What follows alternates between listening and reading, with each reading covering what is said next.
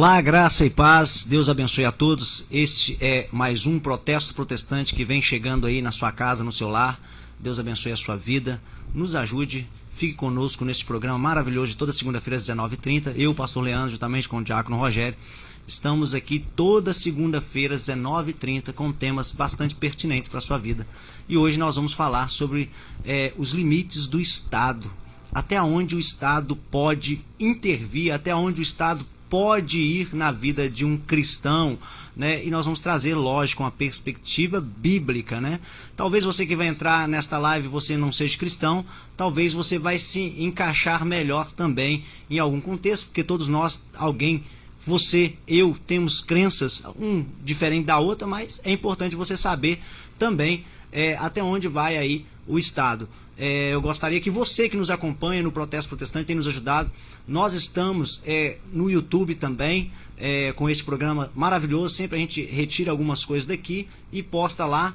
Nós sempre gravamos, eu não vou me cansar de falar isso aqui, diretamente da web, rádio aqui, a ACC, né, que sempre aqui eu confundo, é Academia Cultural Comunitária, ou Comunitária Cultural, né, mas é a ACC, e na pessoa do Alan Fernandes, né, que Deus abençoe a vida dele cada vez mais. E hoje nós estamos aqui para falar dos limites do Estado com Raison. Ele que é professor de português, ele que é professor de inglês, e veio aqui falar conosco desse tema maravilhoso que é os limites do Estado. Mas, boa noite, Raison, Deus abençoe sua vida. Ele que é da Igreja Presbiteriana.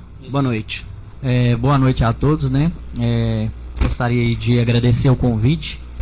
Muito feliz aí pelo convite do pastor Leandro, poder participar e somar de alguma forma aí, com a igreja, né, para podermos juntos crescer na graça e no conhecimento de Cristo Jesus. E aí, aplicando esse conhecimento de Cristo aí nas questões do Estado, né, é uma coisa muito relevante e importante para os nossos dias. Mas de primeira mão, muito obrigado pela oportunidade, vai ser um prazer, é um prazer estar aqui. Deus abençoe, Raison.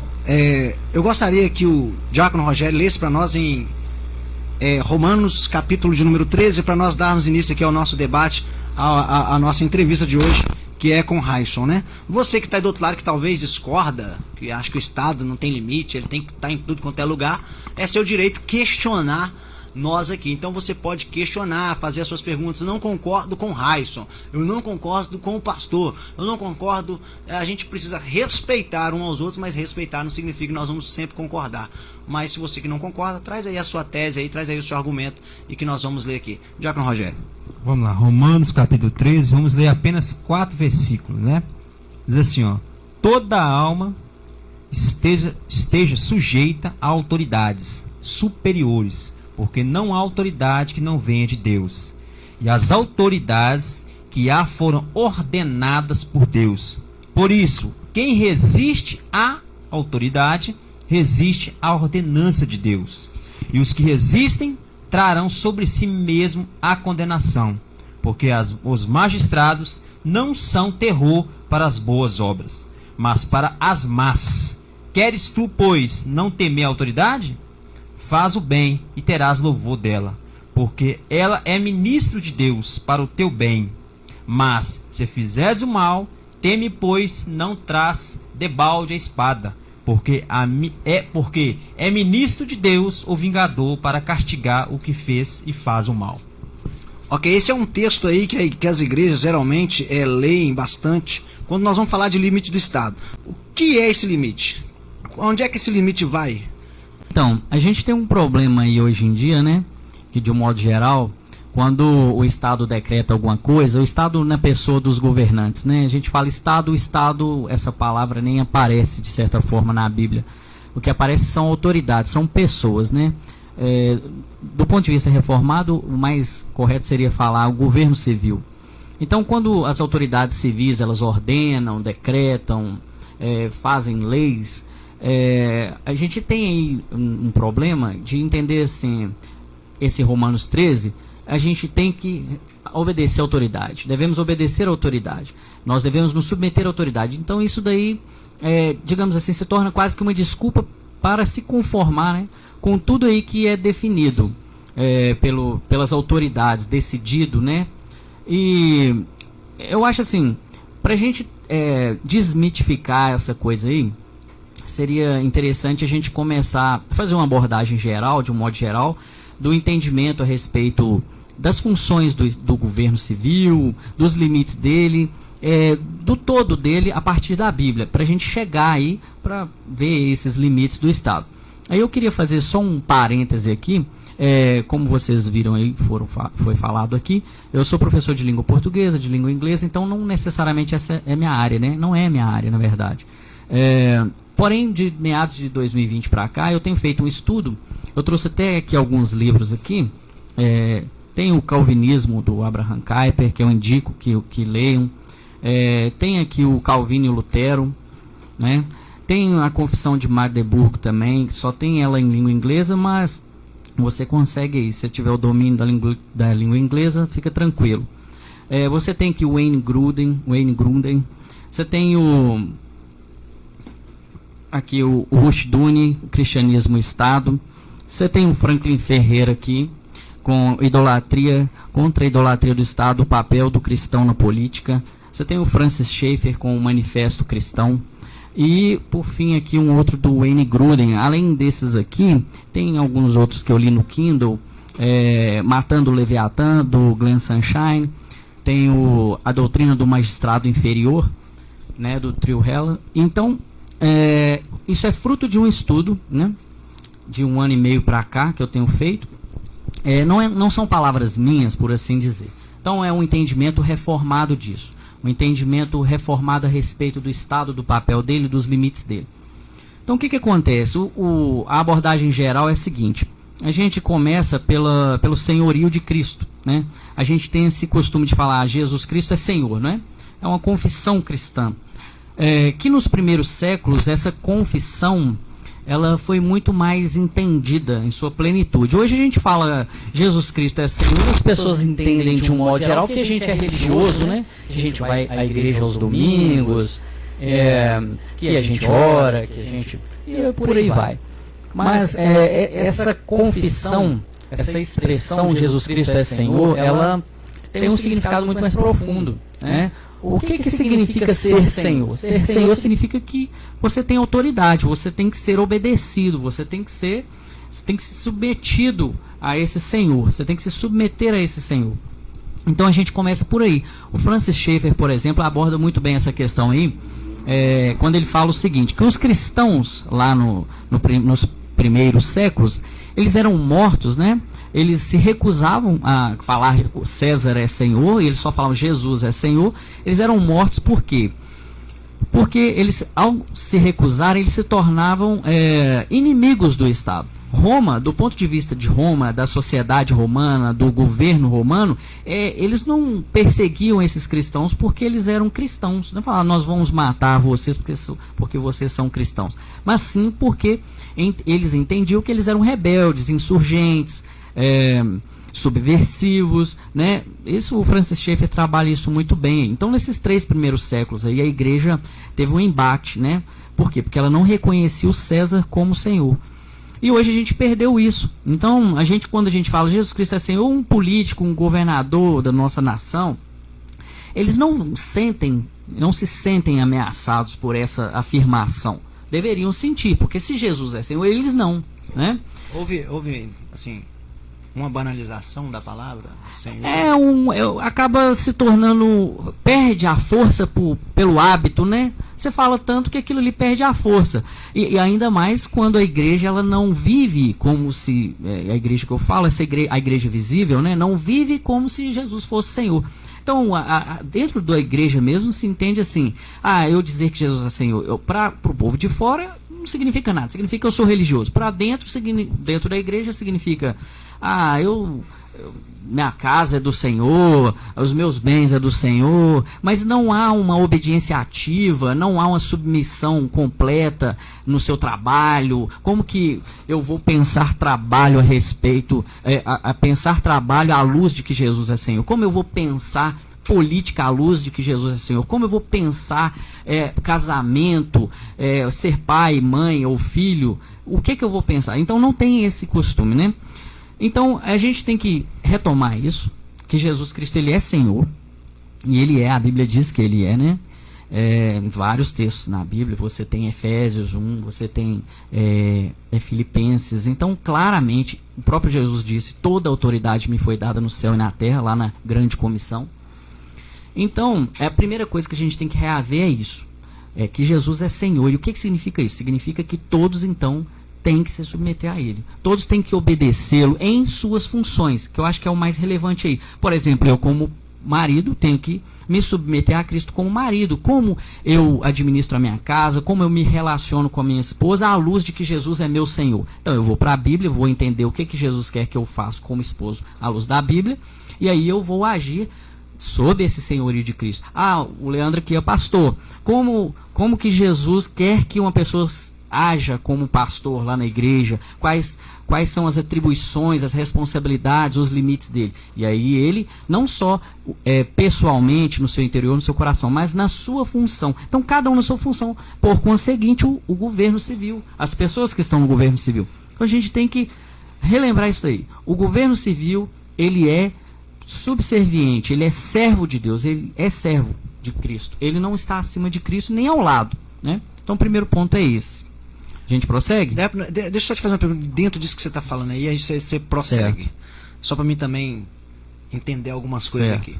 Por exemplo, como aplicar isso de uma forma que todas as vezes que a gente fala sobre senhorio, toda vez que fala de limites do Estado, dá uma impressão para quem também está do outro lado, talvez estuda também de uma outra visão, de que o cristão está indo para um lado meio tipo assim, Jesus é algo só sobrenatural, a igreja é algo só sobrenatural e não é algo tangível ou real. Então a impressão que se dá para outras pessoas é que nós estamos caminhando para uma anarquia, desde que nós obedecemos a Cristo sobre todas as coisas, e logo, se Cristo manda a gente fazer algo e a autoridade manda a gente fazer outro, quando a gente desobedece tal autoridade, dá uma impressão que a pessoa não quer servir ao governo e vai taxar a gente como um anarquista, uma pessoa que não quer nenhuma forma de governo e só aceita de como a gente entender, como fazer essas pessoas ou entender isso ou respeitar essa posição aí. Então, a gente vai progredir aqui, a gente acho que vai tocar um pouco nisso, mas só para responder num primeiro momento, toda autoridade, falou ali, procede de Deus. Então, a gente não é anarquista, a gente acredita que o governo civil, ele tem autoridade de fato delegada por Deus e ele, cumprindo aquilo que Deus estabeleceu para ele, ele é uma coisa boa. Então nós nos submetemos porque ele vem de Deus. Nós não somos anarquistas, os cristãos não são anarquistas. Porém, existe uma hierarquia, né? Então, por exemplo, o filho deve se submeter ao pai. Mas se o pai ordenar um filho roubar, fazer um roubo, vai lá e rouba porque você é menor de idade, se eles pegaram... Ninguém culparia o filho se ele desobedecesse esse pai, certo? Então a gente vai por quem tem mais autoridade. Quando o governo ele ordena algo que é contra a palavra de Deus, então a autoridade de Deus é maior que a dele. A gente obedece a dele, a de Deus, e deixa a do governo para lá. Então assim, mas isso eu acho que a gente vai chegar nisso num momento mais aí para frente. De início... Você falou uma outra coisa, eu acabei esquecendo aqui, mas pode continuar. Eu posso retomar no caso o raciocínio? Então a gente termina aí essa ideia, né? A gente tem que entender que Jesus é Senhor e que Ele é Senhor dos governantes civis e que, portanto, eles têm que obedecê-lo nas funções que eles mantêm, que eles executam lá a autoridade deles, né? Que eles exercem a autoridade deles, melhor dizendo. Então a gente vai para o segundo momento. Então o que é essa autoridade que Deus deu para eles? Em Romanos 13, eu queria só ressaltar algumas expressões aqui em Romanos 13. O texto diz assim: esteja sujeito, todo homem esteja sujeito, toda alma. O texto não fala em momento nenhum que é toda instituição divina, né? A igreja, por exemplo, é uma instituição divina, a família é uma instituição divina. Ele fala todo homem, então é no nível individual, no nível de pessoa.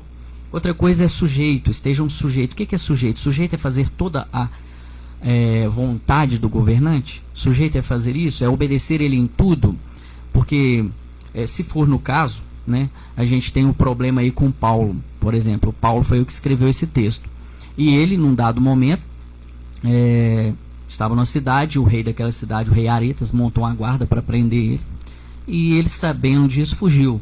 Então, se for fazer toda a vontade da autoridade civil, ele tinha que se entregar, e não foi o que ele fez, né? Temos muitos casos de desobediência civil na Bíblia também. A igreja primitiva ali sofria muito com isso, né? Eles tinham que se entregar, então. A gente como não é vê que eles é? se entregando. Não tem isso. O Davi fugiu de Saul, ele continuou tratando ele como rei. Ele falava ungido do Senhor, não estendeu a mão para matar Saul por 2 ou 3 vezes, se eu não me engano. Ele teve essa oportunidade, mas ele continuou honrando Saul como rei, mas ele não se submeteu. No sentido de fazer tudo que Saul quisesse, porque se fosse o caso, ele teria que entregar e ser morto. Essa que era a questão. Uma outra expressão aqui: as autoridades que existem foram por ele instituídas. É aquilo que a gente já havia falado aqui. Nós não somos anarquistas. Todas as autoridades são instituídas por Deus. Se são instituídas por Deus, elas são delegado de Deus. Elas estão debaixo da autoridade de Deus. Os magistrados não são para temor quando se faz o bem, e sim quando se faz o mal. Então, ele podia falar que os magistrados não são para temor quando se obedece ele em tudo. Mas ele falou quando se faz o bem. E aí fica uma pergunta: o que é esse bem e esse mal que Paulo tem em vista aqui, né? Você acha que o que a autoridade civil define como bem e mal? Você acha que um ser humano tem poder de definir o que é bem e mal? Não tem. É só Deus. Então é quando se faz o bem do ponto de vista bíblico. Então qual que é seu dever? Fazer o bem do ponto de vista daquilo que Deus chama bem, né? E aí você não precisa temer a autoridade. É o que o texto está falando. Aí ele continua: queres tu não temer a autoridade? Faze o bem e terás louvor dela. Ele poderia falar, repetindo aqui, né?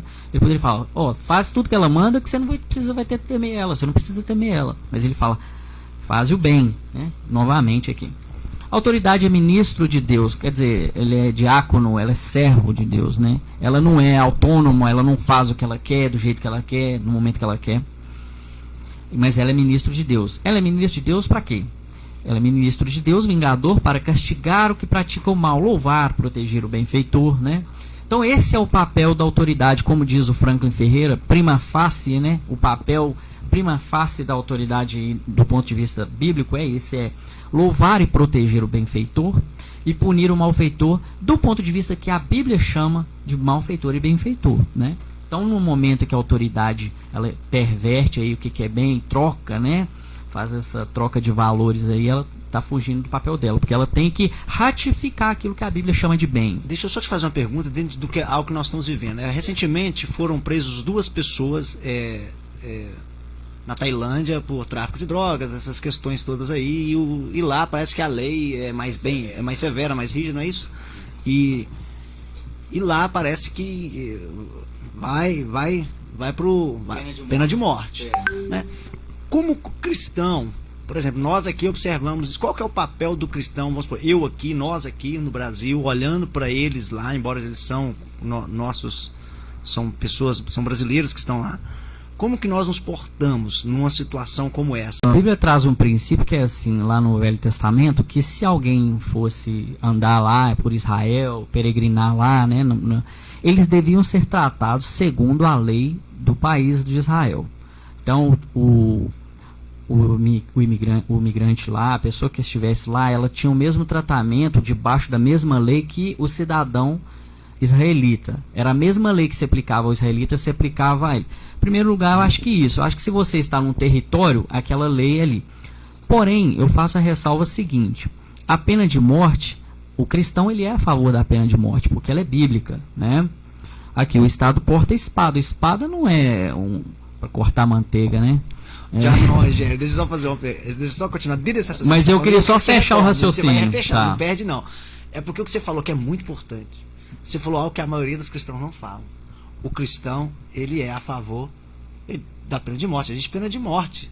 Então, só que na cabeça de muitos cristãos, não, é um negócio meio que não pode existir. O que você acha disso, por exemplo? Nessa questão, não é, se você perguntar para 80%, eles vão falar que não está dessa que forma. Nós é paz e amor, o tempo todo. Porém, essa ideia da pena de morte é mais medo de afastar as pessoas que trazer para perto, né? Quando você fala assim, o cristão é a favor da pena de morte, dá o senso que a gente não tem misericórdia das pessoas, mas não é. O que você falou, vai terminar o raciocínio aí. A espada não corta a manteiga, não. Ela corta coisa mais autêntica, né? Tá, é porque eu achei muito interessante que a maioria não se comporta como você se comportou aqui. Não, é simples, a pena de morte está aí, a lei está aí, e a Bíblia está aí também. Pode continuar seu raciocínio. Então, aí, retomando aqui, A pena de morte, ela é bíblica, ela tem que ser aplicada, porém, o meu entendimento é que ela tem que ser aplicada naquilo que Deus determinou que ela tem que ser aplicada. Então, isso aí é uma discussão dentro da teonomia, né, das leis de Deus, das leis das nações, como é que fica e tal. É uma outra discussão, acho que bem ampla e pouquíssimo tratada. Mas sim, a pena de morte ela é uma coisa que o cristão, principalmente em por exemplo, com certeza em assassinato culposo, né, que é aquele que o cara mata com a intenção de matar, em casos assim, o que eu diria é que onde a Bíblia diz que tem que ser pena de morte, tem que ser pena de morte. Então, retomando aqui a questão, né? O Estado, ele é servo de Deus, ele tem que obedecer. E aqui a gente viu o papel dele, que é louvar o benfeitor, proteger o benfeitor, né? E punir o malfeitor. Eu encontrei ainda 19 textos na Bíblia que ratifica essa ideia de que o Estado, ele é, sim, esse vingador de Deus para punir o malfeitor e louvar o benfeitor. Só vou citar aqui não vou ler, não, eu não tenho os textos, eu tenho só as referências, mas de uma forma implícita ou explícita esses textos vão dizer isso. Depois você dá uma olhada aí na sua casa, confere os textos aí. 1 Pedro 2,14 praticamente repete as palavras de Paulo aqui em Romanos 13, Deuteronômio 16, 18, 19, Provérbios 8, 15, Provérbios 17, 26, Provérbios 18, 5, Provérbios 20, 26, Levítico 19, 15, Deuteronômio 1, 17, Isaías 1, 23, Isaías 5, 23, Jeremias 21, 12, Jeremias 22, 3, 1 Reis 10, 9, 2 Crônicas 10, 5 e 6, não, 2 Crônicas 19, 5 e 6, Êxodo 18, 21 e 22, Provérbios 17, 15, Eclesiastes 8, 11, Deuteronômio 25, 1 e Salmo 72, de 1 a 4. Todos esses textos aí, eles vão, como eu já disse, ratificar de uma forma explícita ou implícita que o dever do Estado é esse, que Deus espera que o governo civil, que o Estado preste esse serviço a ele, de punir o malfeitor e louvar o benfeitor. Então a gente, tendo visto isso daí, essa questão do dever do Estado, o que ele presta para Deus, qual o serviço que ele presta para Deus, né? Então a gente agora já consegue delimitar um pouco os limites dele. Então, se Deus é Senhor e a gente sabe que esse é o trabalho do Estado, então o primeiro limite que o Estado tem é Deus. Deus é o primeiro limite. Ele não está ao lado de Deus, ele não está acima de Deus, ele não pode ordenar, isso é um dito na igreja, ele não pode ordenar o que Deus proíbe e nem proibir o que Deus ordena. Vou repetir, ele não pode ordenar o que Deus proíbe e nem proibir o que Deus ordena. Quando ele faz isso, a gente já tem carta branca para desobedecer nisso daí. Se Deus ordena que nós devemos congregar, o Estado não pode ordenar que nós fechemos as nossas igrejas e deixemos de congregar. Foi o caso aí na pandemia. Não pode. Ele simplesmente não pode extrapolar a ordem divina. Ele não pode extrapolar. Ele não pode determinar o que é doutrina, o que é a ética cristã, o que nós ensinamos nos templos. Ele não pode determinar quantas pessoas vão nas igrejas, quantas não podem ir, como que vai ser o culto, como que o culto vai ser organizado. Todas essas coisas Deus legislou. Se Deus legislou, ele ratifica, né? Ele ratifica, ele chancela, ele não vai mudar, alterar, nada disso. Então o primeiro limite é Deus. O que Deus ordenar, está ordenado. O que Deus proibir, está proibido. O Estado não pode extrapolar esse limite. Um segundo limite que a gente vê aí, muito claro, é o próprio trabalho do Estado, o próprio dever que ele cumpre para Deus. Para exemplificar, você, Leandro, é um pastor. Então, vamos pegar o seu exemplo aqui. Ok. Você tem um trabalho específico a prestar para Deus lá na igreja, muito bem delimitado na Bíblia. Você pode extrapolar o limite que Deus te deu? Por exemplo, você pode ordenar um membro que, sei lá, mude de casa. Eu quero que você mude de casa, eu sou seu pastor, sou seu líder. A Bíblia diz em Hebreus 13, sem ressalva nenhuma, fala seco e claro assim, que nós devemos obedecer aos nossos líderes, né, aos nossos pastores. Claramente ela fala isso, sem nenhuma ressalva, sem nada. Você entende, do ponto de vista completo da Bíblia, né, que você tem essa autoridade para, por exemplo, ordenar que um dos seus membros mude de casa. Simplesmente isso. sem motivo algum, sem nada, só você vai dar essa ordem. Não, né? Acredito que não. Jamais eu vou fazer. Você tem seus limites, embora a Bíblia te dê autoridade como pastor, e ela diz ainda para os membros que nós devemos obedecer aos nossos líderes, né? Então, é a mesma coisa. No exercício do seu pastoreio, aquilo que Deus te entregou também se torna o seu limite. Você não pode fazer tudo. O que você pode fazer? Você pode dirigir a igreja, ensinar a igreja, ministrar a ceia, ministrar o batismo, disciplinar ali dentro da eclesiologia lá, né, da igreja SUS. Não sei se é uma decisão sua ou de um grupo de líderes ou de toda a igreja, mas aí a gente entraria em questões eclesiológicas, né, a partir do entendimento da Bíblia. Mas de um modo geral, você tem essas prerrogativas. Então elas já são o seu limite.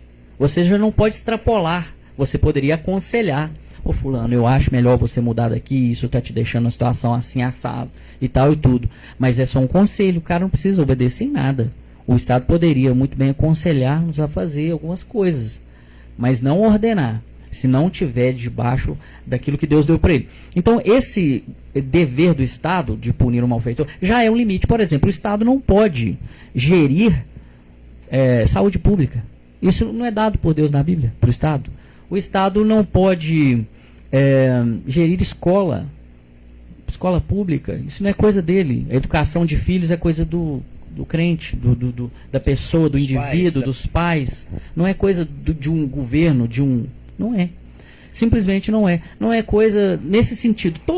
Todas essas coisas que ele quer administrar fora dessa esfera de fazer a justiça, ele está extrapolando o limite dele. Quando ele extrapola o limite dele, então ele já saiu fora dessa vontade de Deus aí nesse sentido, né? Nesse sentido, logo, um cristão pode desobedecer. Por exemplo, se o Estado amanhã falar assim, agora vocês todos têm que colocar seus filhos nessa escola aqui. Hoje não, eu posso fazer, por exemplo, o homeschooling, né, que é a educação domiciliar. Não é proibido no Brasil. Eu posso fazer. Eu vou ter muito mais trabalho, e talvez seja por isso que as pessoas não gostem, né? Mas eu posso fazer. Mas se a partir de amanhã ele proibir, falar, você vai colocar o filho só na escola que eu aprovar, que o currículo seguir a minha cartilha, eu posso desobedecer abertamente. Porque a educação do filho, ela está dada por Deus na Bíblia na mão dos pais, né? Então são limites aí. O próprio trabalho do governo já é o próprio serviço que ele presta para Deus, já é o limite dele. E por fim aí, um outro limite que ele tem, é uma coisa muito trabalhada pelo Abraham Kuyper, pelo Franklin Ferreira também, por todos esses aí, a Confissão de Magdeburgo, né?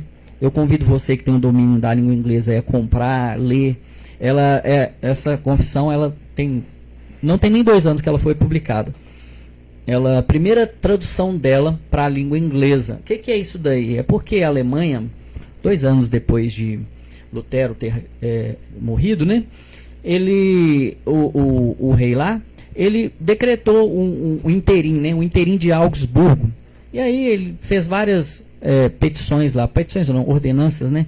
E aí a igreja, de um modo geral, na Alemanha, se submeteu. E uma cidade de Magdeburgo não se submeteu, porque ele queria que retomasse, se submetesse novamente ao poder do Papa, voltasse os sacramentos para 7 sacramentos, porque a igreja deixou só o batismo e a ceia, né? E aí retomar os sacramentos, negar ali a doutrina da justificação pela fé somente, tá? Algumas coisas nesse sentido. Adivinha o que o Charles, né? Ele falou. Aí ele foi perseguir essa cidade. Por quê? Você acha que ele falou que é porque eles eram cristãos? Falou que é porque eles estavam em rebeldia, não obedeciam, não se submetiam à autoridade, por aí vai. Então eles escreveram essa confissão aí para falar quando é que o Estado extrapola e quando é que você desobedece, como é que é essa questão aí. Então assim, só para fechar, essa segunda ideia, trabalhada por essa confissão, pelo Franklin, sobretudo pelo Abraham Kuyper, que é a ideia da soberania das esferas. A soberania das esferas é o seguinte, basicamente Deus estabeleceu o governo civil, Deus estabeleceu a família, Deus estabeleceu o indivíduo e a igreja. Todas essas 4 são instituições divinas e para cada uma delas Deus tem os seus limites, responsabilidades. Então, quando o Estado sai dos limites e responsabilidades dele e entra na esfera da igreja, e tenta regulamentar de alguma forma a esfera da igreja, então ele tem que ser resistido por todas as formas legítimas possíveis, e quando não houver forma legítima, a gente desobedece. Se ele entrar na família, de novo aqui retomando, por exemplo, se ele falar amanhã que eu tenho que colocar o meu filho na escola, que ele vai aprovar, eu estou liberado para desobedecer, para resistir, primeiro legalmente tentar, né, ganhar essa causa. Se não conseguir, essa que é a ideia. Então você tem essa soberania das esferas. Quando ele sai da esfera dele, que é punir o malfeitor, louvar o benfeitor, sai disso daí e entra na esfera da família, entra na esfera do indivíduo, por exemplo, obrigar você a tomar uma vacina, né? Ele está entrando na sua liberdade individual ali para você obedecê-lo. Você pode tomar vacina se você quiser, não se ele te obrigar a fazer isso. Então são questões aí dessas esferas aí, muito bem trabalhada pelo Kuyper, e convido você a ler esses livros aí que eu indiquei no início, muito bom. Isso, pessoal, nós estamos aqui falando, você que está chegando aí, né, algumas pessoas estão chegando, nós estamos falando aqui do Limites do Estado. Diácono Rogério, acho que tem um pessoal aí, dá uma boa noite para esse pessoal aí, antes que a gente esqueça aí. E tem o Júlio Nery aí, que é pastor, o Júlio Nery, é presidente do COPIB, ele deixou uma frase aí, um argumento aí para nós aí. Você chegou a ver ele? Tá. Ele, ó, esse é Júlio Nery. Parabéns pelo programa, pelo tema. Na verdade, o limite do Estado é a nossa fé. A lei do cristão é a palavra de Deus, nossa fé. A palavra de Deus está acima de qualquer lei. Bem explicado aqui pelo nosso irmão. Ainda que custe nossa vida, nada pode nos levar a quebrar os mandamentos de Cristo. Sim, foi tudo bem explicado aqui ao nosso irmão Júlio aí, né? Parabéns aí para todos aí, Bruno Barbosa, Laudiceia, todos vocês estão participando aí. Que Deus abençoe. Faça a sua pergunta, não deixe de perguntar. É importante, né? Sua pergunta vem, né? Que tem algo muito importante para você ouvir aí também. O pastor Edmário Mendes está aí assistindo nós também. Deus abençoe ao pastor Edmário, né, pastor Edmário? Está me devendo uma vinda aqui para nós falarmos da história. Nós, desde o ano passado, nós estamos aqui com... Às vezes nós trazemos aqui alguns pastores para falar da história de suas igrejas, que muitos membros, Raisson, estão dentro das suas igrejas, mas pouco conhecem da história da igreja, né? Então o pastor Edmário Mendes aí, que é da Assembleia de Deus, está na hora de você vir aqui um momento aqui falar sobre a história da igreja Assembleia de Deus, ou da denominação Assembleia de Deus. E o Bruno Barbosa Queiroz, né? Você conhece Bruno Barbosa Queiroz? Porque tá dizendo aqui, aí sim, aí deu a impressão que, tipo assim, parece que conhece, né? Ué, o Bruno pode ser meu cunhado, mas eu acho que não sei. Entrou outra pessoa aí também, Elida Fernandes, né? Minha irmã. Estamos em família assistindo. É muito importante você estar em família assistindo, mas eu também, se tá todo mundo assistindo em num celular só, liga os outros e espalha essa mensagem aí do Raisson aqui, em nome de Jesus. Raisson, tem uma coisa que me chamou muita atenção e eu gostaria que você continuasse também falando aí sobre esse tema, que é um tema que eu tenho aprendido cada vez mais, e exclusivamente com você, depois que eu passei a te conhecer aí pelo Grupo Protesto Protestante e pelo Edmário também. Mas assim, algo que me chamou muita atenção é porque nós, como cristãos, durante a pandemia, teve algo muito assim singular que aconteceu, que eu fiquei assim, gente, a palavra, por exemplo, quando esses outros países são muito, gente, fugiu o nome da palavra, que são muito, mata, vai lá, extremista, radical, a palavra radical, ela também ficou muito assim, mal vista, sabe? A palavra radical, o crente não pode ser radical.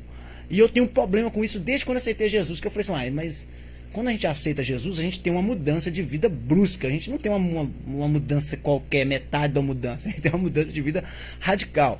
E o que eu achei interessante na pandemia é que quando eles foram ao Islã, os países que vão para Meca lá, eles mandaram vários países, vários lugares, mandou fechar as igrejas. Mas só que eles não fizeram, porque o Islã é um povo mais radical, com eles lá ninguém entra, né? Eles têm a doutrina bem radical deles, só que eles não proibiram o pessoal do Islã ir à Meca. Embora estivéssemos ali de distanciamento, a ordem para todo mundo era fechar as igrejas, mas para o Islã era não, vocês podem ir, tá tranquilo, vocês podem ir. Então essa questão radical, por exemplo, eu gostaria que eu ouvisse o Diácono Rogério e você sobre essa questão de Estado. Você não acha, Diácono Rogério, que nós precisamos ser um pouco mais radical naquilo, ou totalmente radical, naquilo que o Estado não está dentro da palavra de Deus, e nós, não, eu não quero isso e pronto, acabou. Eu não vou ficar aqui me omitindo, eu só não vou fazer e pronto, acabou. O que você acha disso? Nós devemos... Eu diminui um pouco durante os 18 anos de crente, é um pouco radical. A gente já converteu muito radical demais, né? Não concordando com muita coisa e concordando com muitas coisas que a gente compreende.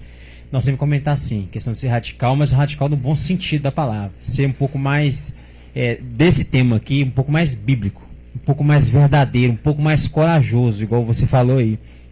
Eu ia até fazer uma pergunta em cima disso. Eu acredito, respondendo por mim, hoje, de tudo que foi explanado aqui, eu não acredito que os crentes estão preparados para isso não, para essa compreensão não. Eu tenho 18 anos que estou na igreja, fui converti na Assembleia de Deus, depois fui para Batista Tradicional um tempo, né, onde eu me identifiquei muito bem.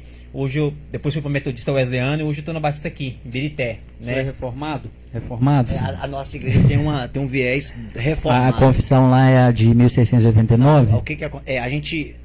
Eu tendo me aproximar mais dessa linha. Mas lá nós somos mas mais só para me entender o contexto. Sim, mas lá nós é mais reformados. Eu gostaria até que você fosse lá um dia também, para você ver até mesmo como que é o nosso escudo, que algumas pessoas até me chamam, o pastor é bem pentecostal. Não sou pentecostal, nós até discutimos sobre isso semana passada, né? A nossa igreja é uma igreja reformada, renovada, a gente entende ser uma igreja que acredita nos dons do Ela não é sensacionista. Não é.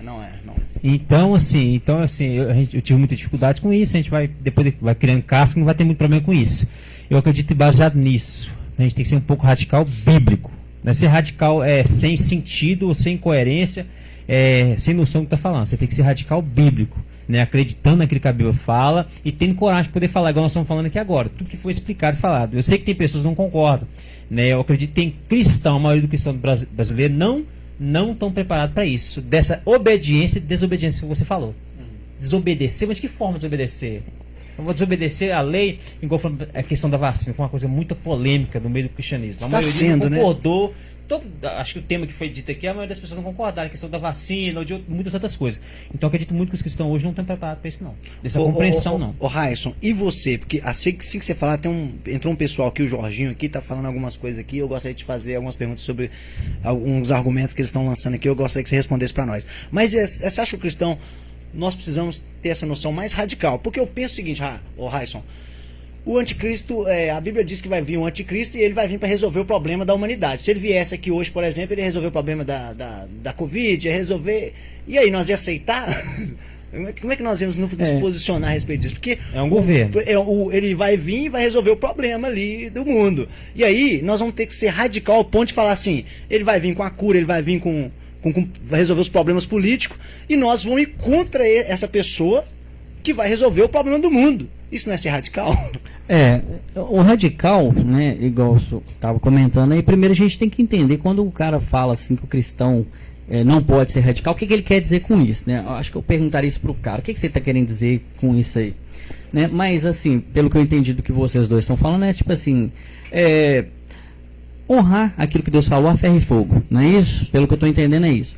Então, é isso, não tem que ver, né? Eu vejo um exemplo, na verdade é o seguinte, o tema da desobediência civil na Bíblia, ele é tão amplo, ele é tratado em tantos lugares, e sempre Deus, digamos assim, afirmando aquilo ali como uma coisa boa, né? A gente tem as parteiras hebreias que desobedeceu, ainda mentiu depois ainda para o rei, ainda falou que chegava lá e já tinha ganhado o menino, quando não era aquilo.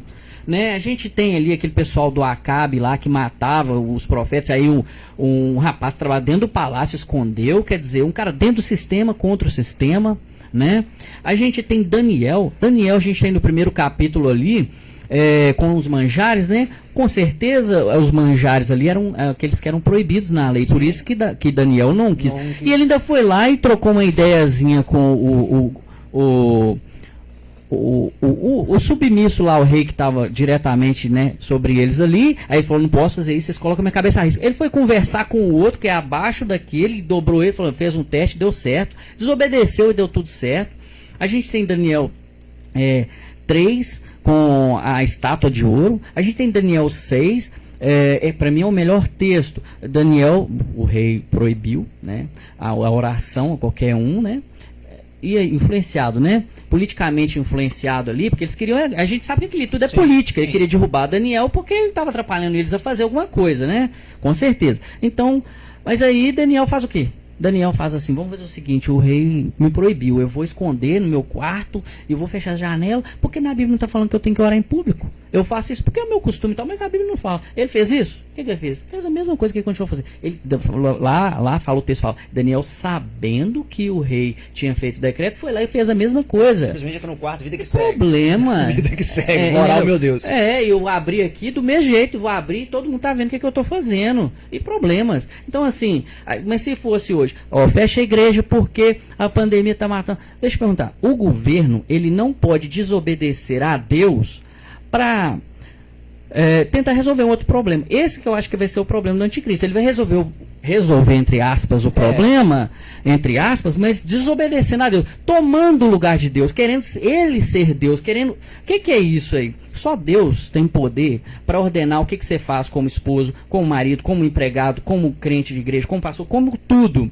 Então, o que acontece? Só Deus pode fazer isso. Quando o governo acha que ele pode fazer isso, então ele manda como você vai criar seus filhos, quando ele manda o que seus filhos vão aprender, quando ele manda o que você pode fazer na sua igreja, quando ele manda o que você pode fazer com o seu corpo, quando ele manda isso aí, ele já se tornou, ele está querendo se tornar Deus, ele decide tudo. Isso que é o Leviatã, né? Que a ideia é essa. Então, assim, no meu ponto de vista, se for para cumprir a Bíblia, é a Bíblia.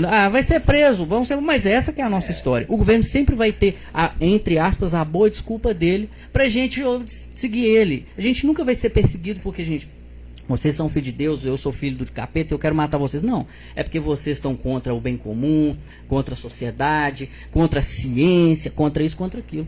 É mais ou menos assim, Bom, né? É isso. Diácono Rogério, Jorginho, conhece Jorginho? O nosso tempo está acabando aí, vamos lá. Jorginho, a história demonstra o quanto a conveniência entre a política e a religião é antiga, conflituosa, embora podemos considerar que sejam esferas autônomas de ação humana. Esse binômio faz parte das relações de poder desde os primeiros esforços, organização social, e por isso também já foi objeto de reflexão do campo filosófico, científico, em diferentes épocas, longe de ter sido esgotado.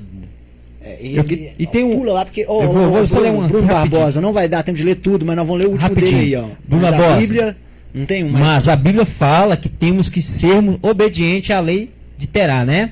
E a fé sem obediência, ela é morta. Se a gente aborrecer o nosso preciso, né? O presidente lá, a gente vê e fala que ama Deus e mentiroso. Entendi o que quer dizer aqui. Que você acha? Eu acho que não ele compreendeu o que você falou no sentido, viu? Ele falou, você está dizendo que a gente tem que obedecer às leis mesmo, senão a gente está desobedecendo a Deus. Ele não compreendeu muito. Ele quis dizer o seguinte, ele até termina dizendo assim, olha, se a gente não consegue obedecer à autoridade que a gente está vendo, como que a gente vai obedecer a Deus? Bruno Barbosa. Ele quis falar isso. Vamos lá. E aí, se nós não conseguimos obedecer você, que eu estou vendo uma autoridade, como é que eu vou obedecer esse Deus que é poderoso, maravilhoso, onisciente, onipotente? A gente obedece Deus obedecendo a palavra de Deus revelada, né? A gente não precisa ver Deus para obedecer a Ele. Agora, a gente obedece à autoridade humana constituída por Deus, que é o que Romanos 13 fala, na medida em que ela se submete a Deus. Você, como pai, não pode bater no seu filho do jeito que você quiser, quebrar ele todo, não. Você pode bater nele com a vara, igual a Bíblia, né? Mas você não pode extrapolar isso. Ele está sob a sua autoridade. Mas a sua autoridade não pode tudo com o seu filho. Entendeu? Essa que é a questão. A gente vai obedecer a autoridade naquilo que ela estiver de acordo com a vontade de Deus. Aí sim a gente vai honrar a autoridade em tudo. Ela estando falando de debaixo da vontade de Deus, é isso. Eu entendo o seguinte, do que ele está falando aqui, para nós já terminarmos aqui, eu gostaria que você continuasse o raciocínio e vamos falar e ler de novo esses livros aí que são muito importantes. É que a Bíblia também ensina para nós o seguinte, amar a Deus sobre todas as coisas e ao próximo. Então não é o contrário. Isso. Amar ao próximo e depois a Deus, né? A gente tem que ver o contexto que ele está falando aqui sobre se eu não consigo amar o meu próximo a quem eu vejo e depois não conseguirei amar ao meu Deus. Então a Bíblia fala Deus e depois os demais, né? Isso. Então entrou outra pessoa aí também, o Bruno continua falando, né? Meu amigo da terra, acho que ele colocou aí, Proximo, né? E aí continua aí. Teve outra pessoa que entrou aqui, o Samuel Estevão, né? O pastor Samuel, que vai estar conosco aqui. Eu acho que é ele mesmo. Ele está falando assim, olha, Raíssa, o tema é excelente, parabéns aí. E a Elida, que é sua irmã? Elida. Está falando parabéns a todos os envolvidos. Então, eu gostaria de dar você aí mais uns 5 minutos aí para você falar aí, e nós vamos mostrar mais sobre esses livros aí. Eu gostaria que você falasse um pouco mais aí, pelo menos dos temas aí. Aquele que não viu os livros aqui, nós vamos falar sobre esses livros de novo, que são as literaturas aqui que todo cristão precisa ter. Essas aqui, infelizmente, nenhuma eu tenho, a não ser aquelas duas que você me mandou lá no grupo lá, e eu preciso até ir atrás delas, né? Ok. Então, para fechar, eu já tinha fechado o raciocínio, só fazendo uma revisão, né? A gente viu que Jesus é Senhor sobre tudo, então logo todos devem obediência a ele, inclusive as autoridades civis na posição de autoridade civil. Então, se eles têm que se submeter, eles têm que fazer aquilo que Deus deseja que eles façam. O que é? Como diz o Franklin Ferreira, repetindo, prima facie na Bíblia, né? Assim, de uma primeira vista, de um primeiro momento, o que a gente entende num primeiro olhar para a Bíblia, que é o dever da autoridade?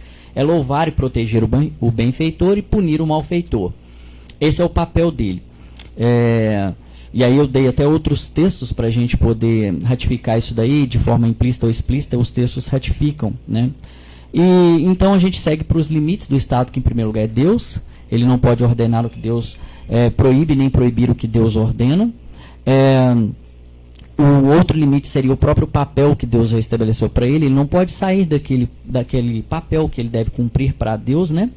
E um outro limite seria aí as esferas que são paralelas a ele, elas não são inferiores a ele. Ele não está numa posição hierárquica mais alta que a família diante de Deus, ou que a igreja, ou que o indivíduo. Ele está em paralelo. Deus é sobre todos, e aí paralelamente você tem o governo civil, a família, a igreja e o indivíduo. E todos eles devem obediência a Deus, e cada um nas suas respectivas ali, linhas ali de operação, né? Então ele tem os seus afazeres, as suas responsabilidades e limites também. Então ele não pode extrapolar essa esfera dele, entrar na outra, naquilo que Deus não deu para ele. Então, basicamente, acho que é isso. Apresentar os livros agora? Antes de você apresentar os livros, eu gostaria que você falasse um pouquinho lá dos cultos da sua igreja, você já sabe, mais ou menos, os cultos certo. Lá, o nome do pastor lá, o pessoal lá. Lá é o pastor Reginei, né? Deixa o convite aí para todos que quiserem ir lá. Lá é a Igreja Presbiteriana do Vale do Jatobá. Se você jogar aí na internet, no Google, Igreja Presbiteriana do Vale do Jatobá, você vai encontrar lá, tranquilo. Os cultos lá no domingo começam às 19 horas, escola dominical no domingo às 9 horas da manhã. Tem cultos também terça-feira e quinta-feira, culto de oração e respectivamente e de ensinamento, né? São esses os eventos principais da semana lá na congregação. O pastor Reginei, já falei, né? Isso. Pastor Reginei, é isso daí. Então, pessoal, apresenta aí o livro. Esse daqui é o Manifesto Cristão, do Francis Schaeffer. Eu acho que você vai encontrar com muita dificuldade uma cópia em português, mas em inglês com certeza você encontra. Política segundo a Bíblia, do Wayne Grudem. Contra a idolatria do Estado, o papel do cristão na política, do Franklin Ferreira. Cristianismo e Estado, do Rushduni. Economia e Política na Cosmovisão Cristã, do Wayne Grudem. A Confissão de Magdeburg, The Confession of Magdeburg, The Magdeburg Confession, né? Aqui ela também só tem em inglês, mas você consegue comprar facilmente. Tem aqui Sobre a Autoridade Secular, Lutero e Calvino. Isso aqui é uma organização, o Raro, acho que é assim que pronuncia, o Raro organizou os escritos de Lutero e Calvino sobre o que eles pensavam que a autoridade civil né? Aqui a gente tem o Calvinismo do Abraham Kuyper. Isso aqui não tem nada a ver com aquela questão da predestinação, não. É dentro disso que eu estou falando, sobretudo da soberania das esferas. E aí tem também Matando o Leviatã, o título em inglês do Glenn Sunshine, e do True Hella tem a Doutrina do Magistrado Inferior. Todos esses dois últimos aí em inglês também você encontra na internet para comprar e tal. Pessoal, O Bruno aqui falou assim, eu escrevi tudo errado, mas eu espero que vocês entendem, nós entendemos, tá? É isso aí, Bruno Barbosa, Deus abençoe sua vida. A todos que ficaram aí, né? Diácono Rogério vai fazer essa oração. Nós somos da Igreja Batista, nós estamos na rua São Conrado, 1706. Nossos cultos é quarta, sexta e domingo. Vai lá nos fazer a visita. O Raison também vai lá uma hora fazer nossas visitas. E você falou algo do calvinismo aí. Quem sabe um dia você vem aqui falar sobre essa questão da predestinação. Vai ser um prazer. Falar aqui um pouco mais desses assuntos que são muito importantes para nós cristãos. Enfim, no que nós aprendemos aqui hoje com o Raison, dentro da palavra de Deus, dentro de tudo que ele tem que nos propôs aqui nessa noite, é que nós devemos obedecer a Deus a ferro e fogo, sim, né? Deus falou, nós devemos cumprir ali o que Deus está na Bíblia, é para nós, é para o cristão. Não está na Bíblia, fez aquilo que não está na Bíblia, a ordenança é não cumprir, é não aceitar e não cruzar os braços e ficar aí aceitando qualquer tipo de ordem, sem ao menos, o meu problema hoje com a população que se diz cristã é que sim, ao menos nem questiona, nem fala assim, mas será que isso é, né? Mas graças a Deus, Deus tem levantado pessoas como Raison e como outros aí para nos fazer questionar acerca das leis que estão cada vez mais contra a nossa fé. Diácono Rogério vai fazer essa oração em nome de Jesus. Vamos agradecer a Deus. Pai, nós te agradecemos ao Senhor por esse dia, por este programa, por tudo que foi falado aqui, ó Pai, foi para nossa edificação, nosso conhecimento. Pai, ajude essas pessoas que não compreendem o que é política envolvendo o cristianismo. Tudo está, Pai, debaixo da sua autoridade. Nada, Pai, que acontece pode escapar das tuas mãos. Deus nos ajude a compreender, a viver cada dia mais segundo aquilo que o Senhor propôs para nós em vida, Pai. Pai, abençoamos a vida de cada um que participou desse programa, aqueles que vão ouvir ainda, Deus, que o Senhor possa trazer o conhecimento, que possa trazer entendimento para a tua palavra em todos os sentidos, em todo o âmbito, em nome de Jesus. Amém. Pessoal, Protesto Protestante terminando por aqui, nós vamos ficando por aqui, mas na segunda-feira, 19h30, nós estamos aí também, nós vamos falar com o pastor Samuel, ele que é da Assembleia de Deus, e nós vamos estar aqui sobre o tema milagres. Será que milagres acontecem ainda devido à ciência multiplicou tanto que parece que milagre, parece que é algo que não acontece? Qual que é a visão sua? Milagre acontece? Jesus faz milagres ainda? Então eu espero você na próxima segunda, 19h30. Uma boa noite a todos, em nome de Jesus.